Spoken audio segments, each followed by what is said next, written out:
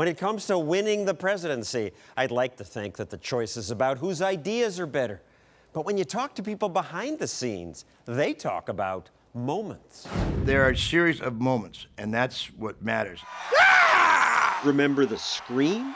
Howard Dean led John Kerry in early polls, but then, after a loss, he tried to rally the troops. We're going to California and Texas and New York! The room was noisy, and people in the room said this sounded like a normal rally. And then we're going to Washington, D.C. to take back the White House! But because Dean's microphone picked up only Dean's voice, the TV broadcast made him sound crazy. That, unfairly, may have killed his campaign. Even images can matter more than issues. This video is said to have hurt John Kerry. This is said to have helped Bill Clinton. In the 1980 Republican primary, George Bush had momentum against Ronald Reagan, until in a debate in New Hampshire, there was a moment where Reagan looked strong. I am paying for this microphone, Mr. Bush. That moment helped change the campaign. Some of them you could create. Read my lips. No new taxes. The difference between a hockey mom and a pit bull? Lipstick. Other ones, you've got to depend on your candidate seizing a moment that you didn't expect to happen. There you go again. Most moments so far this election have been poorly phrased comments. Bridges, if you got a business, you didn't build that. Somebody else made that happen. I like being able to fire people who provide services to me. They're going to put you all back in chains. The media call those gaffes, but often the media don't know. When Ed Muskie lost the 72 primary because he looked like he teared up defending his wife, everyone said candidates can't cry because that's weak. But then in 2008, Hillary Clinton cried. You know, I have so many opportunities from this country. She began to tear up. And her voice cracked a little bit. She was emotional. I just don't want to see us fall backwards. She showed being human. So, you know, this is very personal for me. Pundits pounced. Will people perceive that as weakness? Yeah, I think they will, and I think they should. It makes her look like her campaign's in trouble. But the pundits were wrong. The day before, polls showed Clinton 10 points behind. The next day, she beat Obama in the New Hampshire primary. The kind of comeback that New Hampshire has just given me. She tears up, and that moves 11 points in one day. She showed some real authenticity, and I think voters very much were attracted to that. Authenticity is rare in politics, and in presidential campaigns, the consultants strive to control everything. This is all theater. Democrat Bob Beckel has counseled hundreds of candidates. It's theater of politics, and it's trying to get people to come into the theater and take a look and see if they like your play.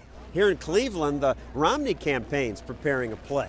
They're trying to get lots of people to watch. The only way you can attract them into the theater if it looks good. So I think just take the striped side and let's tighten that out a little bit. Just one presidential campaign event in the fall, in general election, involves 400 people, advanced people, setting up a stage. Mic check, 1, 2. A presidential campaign stop involves a lot of hard work. Most are paid to do this. Some are volunteers.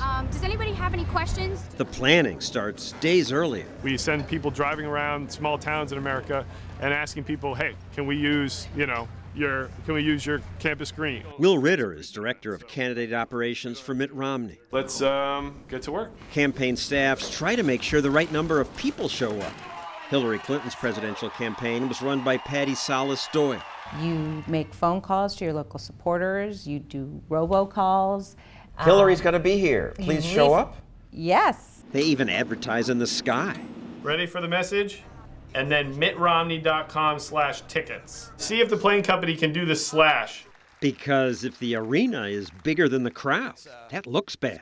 The football stadium seats about 80,000 people. Only problem? Romney had about 1,000 people in the crowd, making the event look like a total flop. It's Ritter's job to make sure that doesn't happen. 6 really talented, advanced people on the ground here for 5 days. We were actually painting part of the backdrop for the shot that you see from the riser. We finished that late in the night. Campaigns obsess about every sign, every camera angle. You have to learn to see these campaigns through the lens of a camera. And if you can't do that, it all gets left here on the field. We'll take cameras in there of our own and we'll set them up on our risers that we set for the press and look at it and make sure the angles are right. That the shot comes from over there straight across, and then behind that group of people is Romney Ryan. And the always notice about signs is that they're always in the perfect position for the television cameras or the still photographers to pick them up. Because of how cameras work, we've got something here like 40, 50-foot banners to cover buildings and to get in the tight shot. So it's the first thing that he walks past as people see, and he makes his pivot toward the stage. What difference does it make? Oh, visuals matter so much. Campaigns come down to photographs and photography, and cameras need things. They need light, they need sound. Take it. Ladies and gentlemen, please welcome the next President of the United States.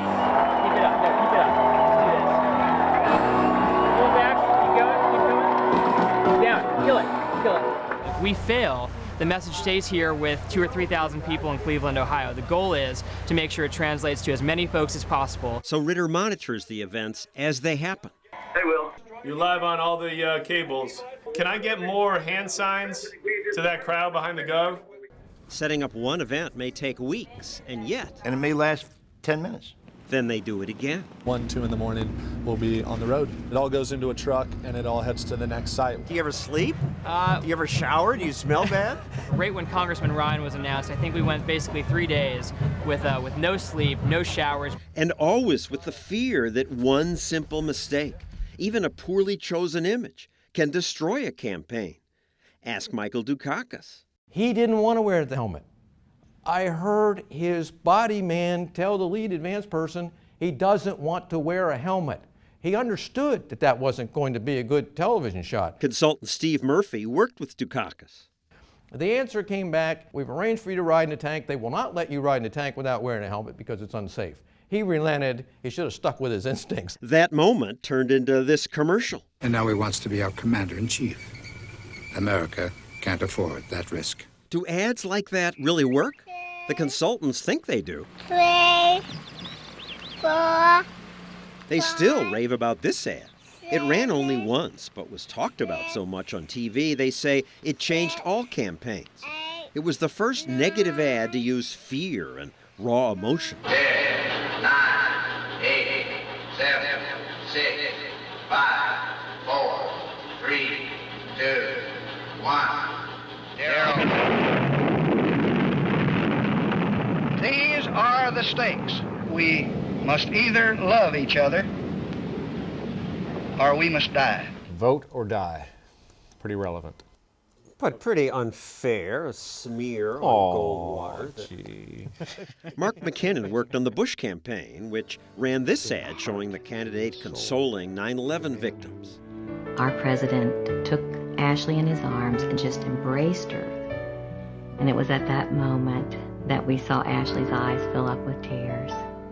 Come on, this is the presidency. You're playing this music, and we're supposed to vote for this guy because she tears up? That's exactly what they did. This ad aired in Ohio in late 2004, was absolutely pivotal. It's morning again in America. This ad's also praised. Today, more men and women will go to work than ever before in our country's history.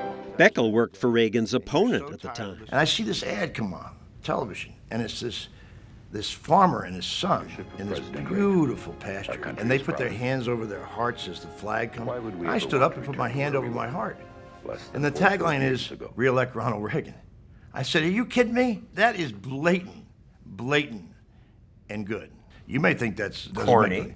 You may think it's corny, but let's face it, Stossel. You think everything's corny, okay? But if you can get an image like that, it really matters. Ed Rollins was Reagan's campaign manager. There's two kinds of arguments you make in a campaign. One is an intellectual argument, and one is an emotional argument. When Beckel ran Mondale's campaign, he happened to see this Wendy's ad.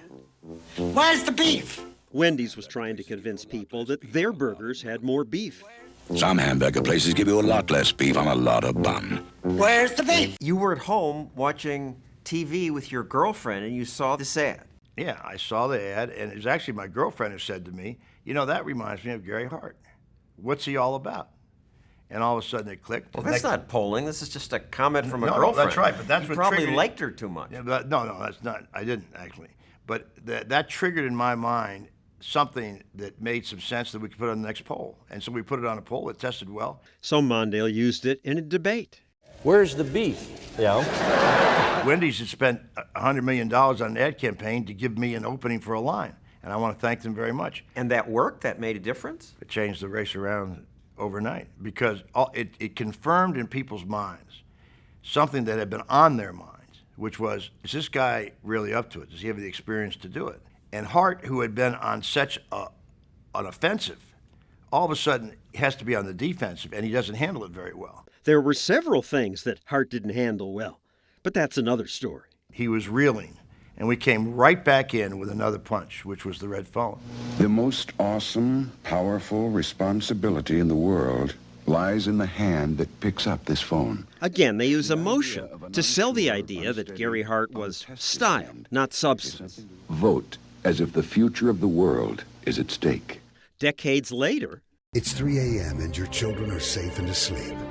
But there's a phone in the White House and it's ringing. Hillary Clinton's consultants used the same theme to attack Barack Obama. Who do you want answering the phone? In this case, it was Barack Obama. Could he answer the red phone at 3 o'clock in the morning? We say, could Gary Hart answer the red phone at 2 o'clock in the morning? Now, yeah, do we think that they might have stolen it from us? Absolutely. Today's ads are more likely to be direct attacks. Barack Obama, what a disappointment. Americans say, we don't like these attacks, but they do work. In the swing states, they now run all the time. If you're sick of hearing me approve this message, believe me, so am I. I'm Barack Obama. I'm Mitt Romney, and I approve this message.